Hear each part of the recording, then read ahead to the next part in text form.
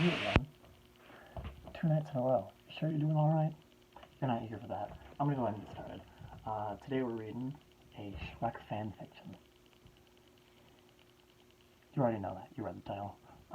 Let's not waste any time. It's like midnight. It's 11:44. I need to go to sleep. I work tomorrow. So let's get going. Alright.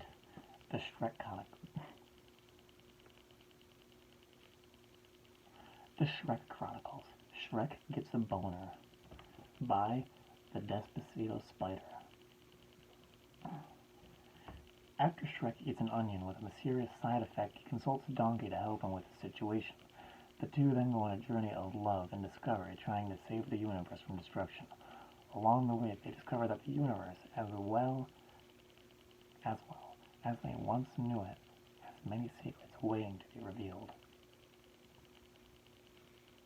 I don't really want to read this, I'll be honest. I want to read a shorter one. This is 16,000 words. This is too much. I'll do it in about a day. Shrek 2, what are you? Oh, that's 30,000. I hope you're enjoying this as much as I am. Oh, this is a nice short one.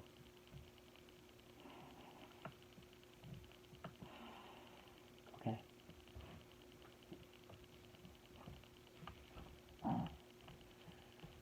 Shrek and the Crusade for the N-Word Bass by Seasoned Beef.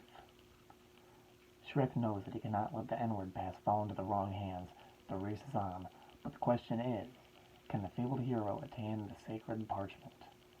Or will the most notorious memory of mystery, Incorporated, get it first? Shrek took another swig of water out of his canteen and noticing how little he had left. This had truly been a long journey, but he was close. He knew he was close.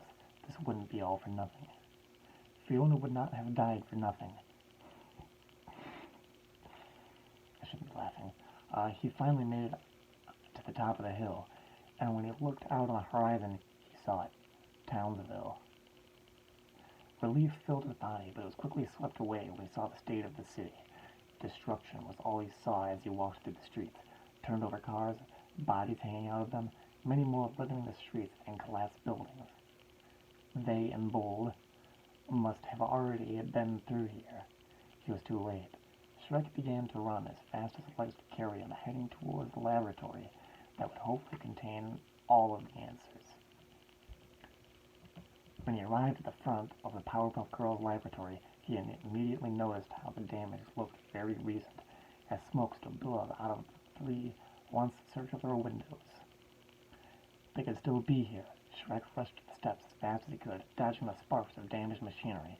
He kicked down the door to their bedroom and froze at what he saw. It was Professor Utonium, hugging three small bodies at his chest. Shrek rushed over and put his hand over his mouth. Professor, is that? The professor looked up at Shrek, tears streaming down his cheeks. We thought that they would miss the city, Shrek. We were wrong, so wrong. The girls, but they tried to fight them, but it was no use. The professor's voice began to crack. They're already on the move, Shrek. Those two are nigh unstoppable. But they know that you are the only one who can defeat them. Oh, this is supposed to be in his voice. They're already on the move, Shrek. Those two are nigh unstoppable. But they know that they are the only ones. But they know that you are the only one who can defeat them. They're looking for the one thing that can defeat you. You don't mean? Yes, I do. Shaggy and Scooby are looking for the N-Word Bass. I shouldn't be surprised, but I am, somehow. They came here looking for the... I'm not going to say that. The locator, and they found it. The girls, they died trying to stop him. Clutched in his arms were Buttercup and Blossom, all limp and lifeless. Shrek put his hand on his shoulder. We need to leave them to us, Professor. I'm not going to do that again. I'm sorry for that accent. 10 minutes later, they were back at the back of the laboratory, putting the final shovel of dirt onto the last grave. It began to rain as Professor Utonium fell to his knees, sobbing. Shrek looked up at the sky and clenched his fist. Those weed-sucking bastards won't get away with this. Grammar. You need to go, Shrek, the professor whispered under his breath. You need to find them and stop them. Their slaughter will not end here. I know where they're heading, to Bikini Bottom. You can stop them. If you and SpongeBob team up, you'll still have a chance. You can get the N-word pass before them. As a white guy, his use of the N-word pass will be more effective than you due to the intense racist energy it will release. You saw what happened. I'm enjoying this. You saw what happened when Trump, the whitest man of all, used it against the penguins of Madagascar. Earth itself almost collapsed in the hands of a man with such a douchebaggy goatee. He will surely end all life as we know it. You're right. I'll get revenge for those girls, I promise you, Shrek said, gathering his energy. I know you will. Now go. Shrek let out a roar as he powered up and took off, flying through the air like a missile. Bikini Bottom, Shrek. He knew would not be welcome there. Not after what happened with Sandy. Getting steamy. But he knew he could convince SpongeBob to help him somehow. If he were to fail, even Michelle Obama wouldn't stand a chance. The stakes are high. Let's read Chapter 2. Recruiting the Fry Cook Legend. It's only 2 chapters. A real short guy. Maybe I'll read the long one later. I'm not feeling it right now. Come on, hurry up. Oh, God.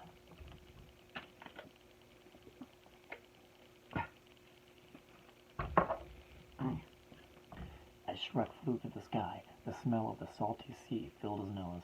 Bikini Bottom was just a few miles ahead, but many more miles downward. After only a few hours of flying, he found it difficult to stay airborne. I need more training, Shrek gasped as he slowly sunk to the water. Good thing we ogres can survive anywhere. Whoa. The lures can advance. The instant Shrek submerged, gills sprouted on either side of his neck, resting to his shoulders.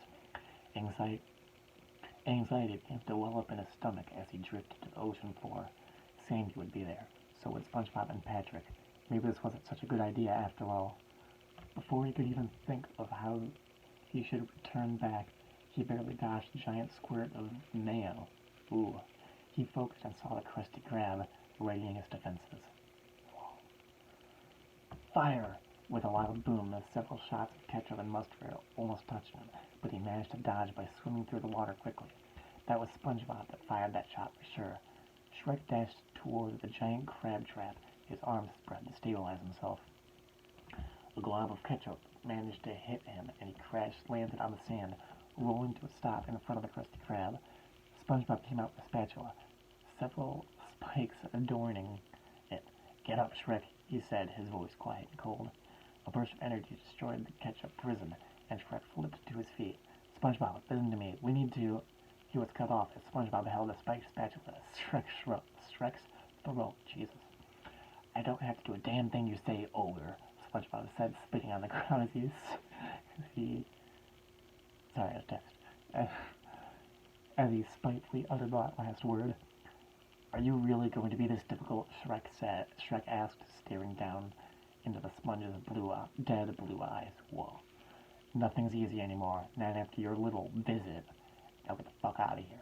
If Patrick sees you, he's gonna try to kill himself. Yeah, we just managed to take away all the sharp grains of sand out of his rock. Don't you dare say her name. Wait, I skipped a line. Shrek looked down in shame. If it was about Sandy, then Shrek felt a sharp pain in his cheek and saw the blood float off his face, a small amount resting on the tip of one of the spatula spikes. Don't you dare say her name in front of me. Your lack of self-control made her what she is. You made her a shell of her former self. Enough, SpongeBob. If we don't act quickly, we'll lose not just Sandy, but everyone. Shaggy and Scooby-Doo are looking for the N-word pass. SpongeBob paused, then looked down at his spatula. So what? I'll never get my boating license. I'll never own my own restaurant. I'll never feel Mr. I don't know if I want to read this anymore. I'm gonna get my account taken down.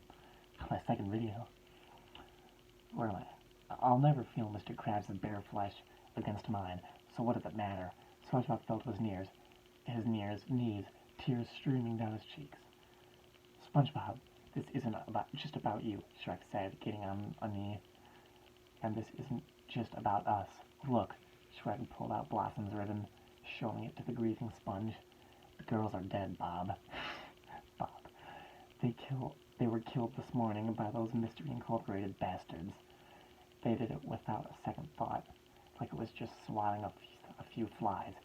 Imagine all the people who will die because of them. Wives, husbands, children, all gone in an instant. Is that what you want? I don't know if I can forgive you, Shrek. I don't know if I ever will. But you're right. I can't just let this happen.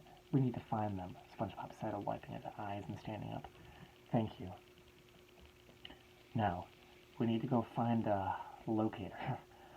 Do you think Plankton has one? Shrek asked, looking towards the chum bucket. Recently rebranded to the Nut Bucket after a scramble between Plankton, an Alexa, and an Amazon Echo. Ooh. Needless to say, Karen was not pleased. No. Before you come, Sandy managed to steal it for further study. She's the only one in Bikini Bottom who has one. I see. Well, we need to get it, Shrek said as he walked towards Sandy's dome. SpongeBob followed. She's gotten worse since your visit. Shrek didn't respond. They arrived at Sandy's dome, making sure SpongeBob had a water bowl before entering. They made their way to Sandy's tree and knocked on the front door. It opened, and there sat Sandy in a wheelchair. She looked up at Shrek, and he could see fear and lust spark to her eyes. Ooh. She can't walk or talk, SpongeBob exclaimed, but she can still hear. Oh, all right. Sandy, Shrek said, looking down at her. We need Plankton's locator. Shaggy and Scooby-Doo. There. Sandy pressed a button on her wheelchair, and out of a compartment on the ground, the locator was on a pedestal that rose from the hidden chamber. Take it, Sandy's text-to-speech program said. Thank you, Shrek said, taking it. He was about to turn and leave before SpongeBob patted his shoulder. I'll let you two talk. They couldn't have gone far. We can spare a few minutes.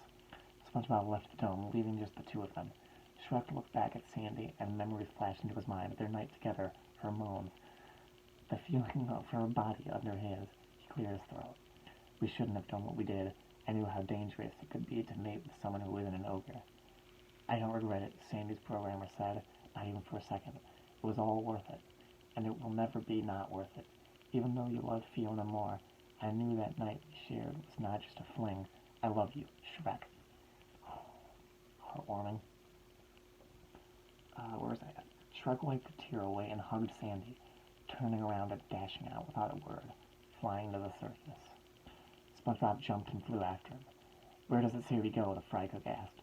Shrek, glad the ocean water hid his tears, looked down at the locator. McDonald's. They must be looking to gather enough energy to use the pass without killing themselves in one go. Got it. To the land of cholesterol.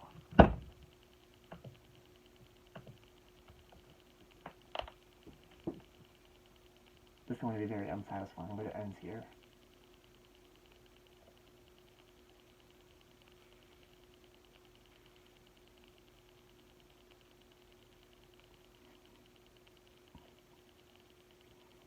Alright. I'm just going to end it here. I'll read more later. Adios.